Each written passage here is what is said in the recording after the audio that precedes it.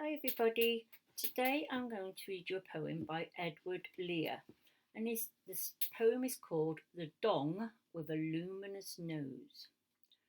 When awful darkness and silence reign over the great Gromboolian plain, through the long, long wintry nights when the angry breakers roar as they beat on the rocky shore, when the storm clouds brood on the towering heights of the hills of the Chankly Bore, then through the vast and gloomy dark there moves what seems a fiery spark, a lonely spark with silvery rays, piercing the cold black night, a meteor strange and bright.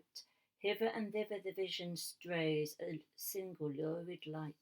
Slowly it wanders, pauses, creeps, anon it sparkles, flashes and leaps, and ever as onward its gleaming goes, a light on the bong tree stems it throws, and those who watch at that midnight hour, from hall or terrace or lofty tower, cry as the wild light passes along, the dong, the wandering dong, through the forest goes, the dong with the luminous nose. Long years ago the dong was happy and gay, till he fell in love with a Jumbly girl who came to those shores one day. For the Jumblies came in a sieve, they did, landing at eve near the Seminy Fid, where the oblong oysters grow, and the rocks are smooth and grey, and all the woods and the valleys rang with the chorus they daily and nightly sang. Far and few are the lands where the Jumblies live. Their heads are green and their hands are blue, and they went to sea in a sieve. Happily passed those days while the cheerful Jumblies stayed. They danced in circles all night long to the plaintive pipe of the lively dong, in moonlight shine or shade. For day and night he was always there by the side of the Jumbly girl so fair, with her sky blue hands and her hair, a sea green hair, till the morning came of that hateful day when the Jumblies sailed in their sieve away. And the dong was left on the cruel shore, gazing for evermore, ever keeping his weary eyes on that pea green sail on the far horizon, singing the Jumbly chorus still as he sat all day on the grassy hill. Far and few are the lands where the Jumblies live. Their heads are green and their hands are blue, and they went to sea in a sieve. But when the sun was low in the west, the dong arose and said, "What little sense I once possessed has quite gone out of my head." And since that day he wanders still by lake and forest, marsh and hill, singing, "Oh, somewhere in valley or plain might I find my Jumbly girl again. For ever I'll seek by lake and shore till I find my Jumbly girl once more." Playing a pipe with silvery squeaks, since then his Jumbly girl he seeks, and because by night he could not see, he gathered the bark of the twangum tree on the flowery plain that grows, and he wove him a wondrous nose. A nose as strange as a nose could be, of vast proportions and painted red, and tied with cords to the back of his head.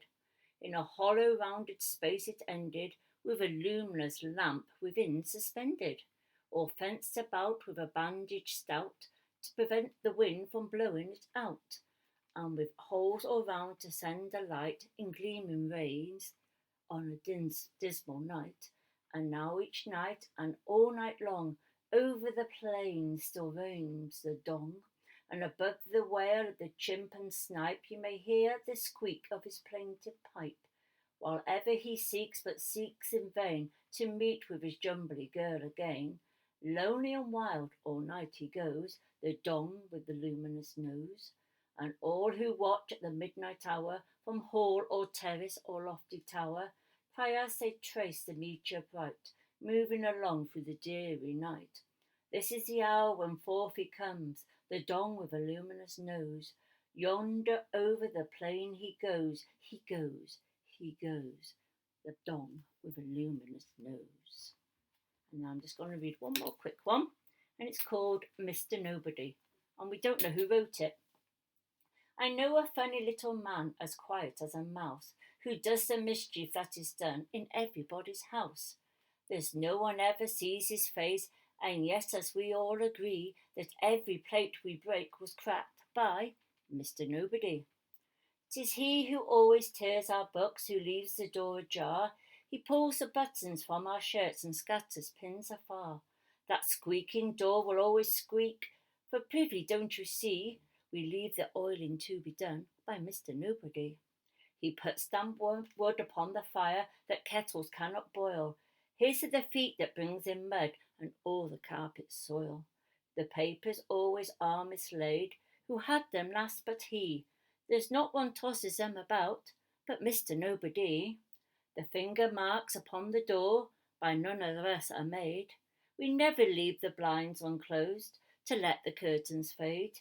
The ink we never spill, the boots that lying round you see are not our boots, they all belong to Mr. Nobody. I hope you enjoyed both of those. Look forward to seeing you soon. Bye everyone.